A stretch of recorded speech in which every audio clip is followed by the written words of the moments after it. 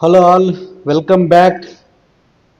అసలు ఈ సినిమా వాళ్ళకు ఏమవుతుందో ఏమో తెలియదు. ఒక్కోసారి స్టేజ్ ఎక్కి మైక్ ఇస్తే వాళ్ళు ఏం మాట్లాడుతున్నారో వాళ్ళకే తెలియనట్టుగా ఊగిపోతూ ఏదో మాట్లాడుతుంటారు.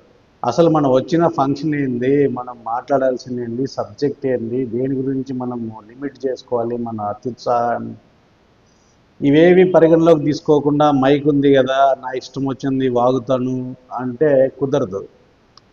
ఇదంతా ఎందుకంటే నిన్న ఈ విస్పెక్సేన్ సినిమా లైలానో ఏదో దాని ప్రీ రిలీజ్ ఈవెంట్కి వచ్చినప్పుడు ఈ పృథ్వీ అనే ఒక కమెడియన్, సినిమాల్లో కమెడియనే, బయట కూడా కమెడియనే ఈ వ్యక్తి. ఆయన మాట్లాడిన మాటలు చూస్తే అసలు అసందర్భోచితంగా ఏది పడితే అది మాట్లాడి బయట కూడా కమెడియన్ అని చెప్పి ప్రూవ్ చేసుకుంటూ ఉంటాడు. మైక్ ఇస్తే ఏదో సినిమా గురించి మాట్లాడాలి, సినిమా గురించి గొప్పగా చెప్పి సినిమా చూడమని చెప్పి ప్రజల్ని అభ్యర్థించాలి. అంతేగాని ఈయనకున్న ఏ రాజకీయ అజెండాను మైక్ దొరికితే చాలు ఇంకా మాట్లాడడము. ఇట్లా మాట్లాడి ఏం చేద్దాం అనుకుంటున్నాడు ఈయన? ఇప్పుడు ఈయనది ఏం పోయింది, మాట్లాడేసి వెళ్ళిపోతాడు. కానీ దీన్ని నెగిటివ్ ఇంపాక్ట్ కానీ పాజిటివ్ ఇంపాక్ట్ కానీ బేర్ చేసే దేవుడు. గతంలో ఈయనకేదో వైఎస్ఆర్సీపీతో సరిగా పొసగలేదు, ఆ పార్టీ నుంచి నన్ను పంపించారు అది ఇది అని చెప్పి నా మనసులో పెట్టుకున్నాడు. అసలు ఈయనకు వాళ్ళు ఒక గౌరవప్రదమైన పదవి ఇస్తే దాన్ని సరిగా హ్యాండిల్ చేయకుండా స్కాండల్లో ఇరుక్కొని ఈయన తప్పు చేసినాడు. అంతేగాని అక్కడ ఎవరు ఈయన మెడబట్టుకొని గెంటేయలేదు. తప్పు చేసిన తర్వాత ఆబ్వియస్గా ఆ పదవి నుంచి తప్పించారు. ఈయన ఇంకా వాళ్ళతో అక్కడ ఉండలేక ఎవరినైతే తీవ్రంగా వ్యతిరేకించాడో వాళ్ళ పంచనే వచ్చి చేరాడు. It's fine. రాజకీయాల్లో ఈయన ఏదో జరిగింది, అయిపోయింది. దాన్ని అక్కడితో వదిలేయకుండా అవకాశం వచ్చిన ప్రతిసారి, ఈయన చేతికి మైక్ ఇచ్చిన ప్రతిసారి సెటైరికల్గా మాట్లాడడము. ఓకే, మాట్లాడాడు. మాట్లాడితే ఏమవుతుంది? ఈయనకేం కాదు. ఇప్పుడు ఆ సినిమాని ఎవడైతే తీసాడో నిర్మాతకు దెబ్బ తగులుతుంది. ఎవరి పేరు మీద ఆ సినిమా నడుస్తుంది అనుకుంటారో ఆ హీరోకు దెబ్బ తగులుతుంది. ఆ తర్వాత ఆ డైరెక్టర్కు దెబ్బ తగులుతుంది. అన్నీ బాగుండి సినిమా ఆడితేనే అరాకొర వచ్చి బ్రేక్ ఈవెన్ అవ్వక తలకాయలు కొట్టుకుంటారు నిర్మాతలంతా. అలాంటిది ఇప్పుడు ఈయన ఏమీ లేని చోట వెళ్ళి ఒక వివాదాన్ని రేపితే అసలు ఆ సినిమాలు ఇప్పుడు ఉన్న పరిస్థితుల్లో పోటీ తట్టుకొని థియేటర్కి జనాలను రప్పించి ఆ బ్రేక్ ఈవెన్ అవ్వడానికే ఈ సినిమాలో నటించిన వాళ్ళు, నిర్మాతలు అందరూ కలిసి విపరీతంగా ప్రమోషన్ చేసుకుంటూ ఉంటారు. అలాంటి టైంలో ఈయన ఈయన నోటి దురదతో దానికి నెగిటివ్ ఇంపాక్ట్ తెప్పియడము. ఆల్రెడీ ఇది మొదటిసారి కాదు. ఇంతకుముందు ఆ రిపబ్లిక్ అనే సినిమాలో ఈవెంట్లో అలాగే మాట్లాడాడు. ఆ సినిమా మట్టి కొట్టుకుపోయింది. రీసెంట్గా గేమ్ చేంజర్ సినిమాలో కూడా ఇలాగే మతి లేకుండా మాట్లాడాడు. ఆ సినిమాకు కూడా ఇంపాక్ట్ అయింది. ఇప్పుడు జనాలు అనుకోవచ్చు, ఇప్పుడు ఈయన మాట్లాడిన దాంతోనే అంత ఇంపాక్ట్ అవుతుందంటే, ఇప్పుడు ఒక పార్టీ వాళ్ళను అనవసరంగా రెచ్చగొడుతున్నాడు. ఆ పార్టీకి కనీసం 2-3 కోట్ల మంది అభిమానులు ఉంటారు. అందులో 5-6 లక్షల మంది సినిమాలు చూడకపోయినా కూడా ఈ చిన్న నిర్మాతలకు తీవ్రంగా ఇంపాక్ట్ ఉండదు. దానికి తోడు వాళ్ళు కూడా కౌంటర్ అటాక్ చేస్తారు. ఈ సినిమాని బాయ్కాట్ చేయమంటారు. దీనికి ఏమాత్రం బాగలేకపోయినా నెగిటివ్ పబ్లిసిటీ విపరీతంగా చేస్తారు. దానివల్ల తీవ్రంగా దెబ్బతినేది ఎవరు? కోట్లు పెట్టిన నిర్మాత, అలాగే ఈ హీరో కెరియర్కి కానీ ఆ డైరెక్టర్ కెరియర్కి కానీ విపరీతమైన దెబ్బ తగులుతుంది.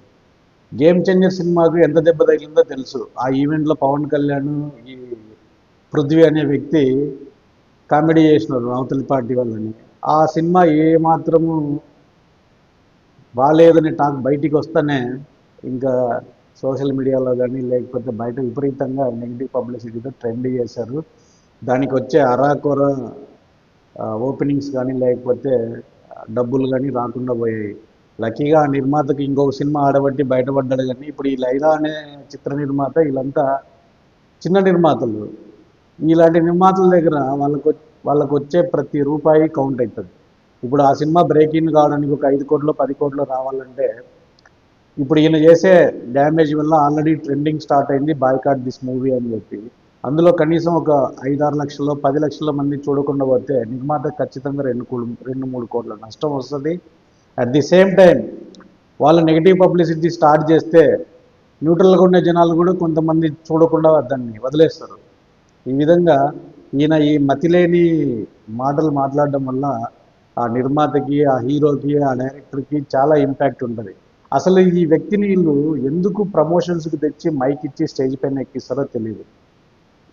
గతంలో హైపరాది కానీ ఆయన ఎవరో ఎస్కేఎన్ అని చెప్పి ఆ చిరంజీవి కాంపౌండ్లో ఉంటాడు ఆయన, ఇంకా ఈ నాగబాబు, ఈ పృథ్వీ, ఈ జానీ మాస్టర్, ఇలాంటి వాళ్ళంతా సినిమా ప్రమోషన్స్లో రాజకీయాలు మాట్లాడి ఆ సినిమాలకు తీవ్రంగా నష్టం తెచ్చిపెట్టినారు.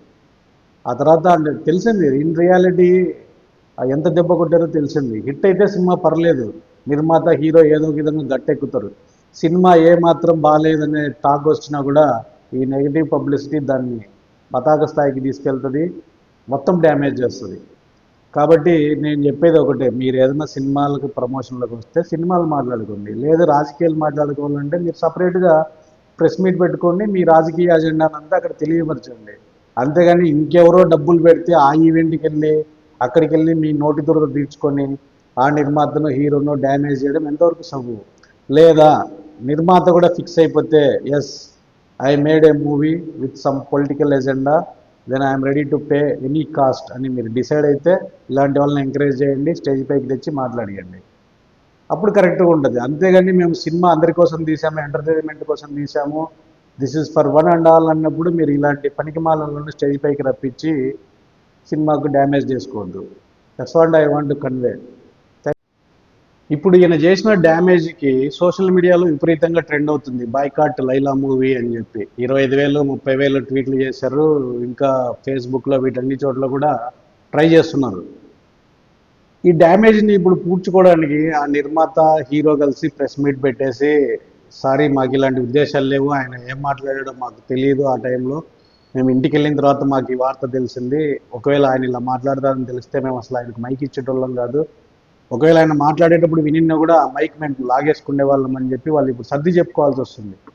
అంటే వాళ్ళు ఫోకస్డ్గా వాళ్ళ మూవీని ప్రమోట్ చేయడానికి వాళ్ళ ఎఫర్ట్ వాళ్ళు పెడుతుండే, ఇప్పుడు ఈ బురద తెచ్చిపోయడం వల్ల వీళ్ళు ఆ బురద కడుక్కోవడంలో నిమగ్నం అయిపోయారు.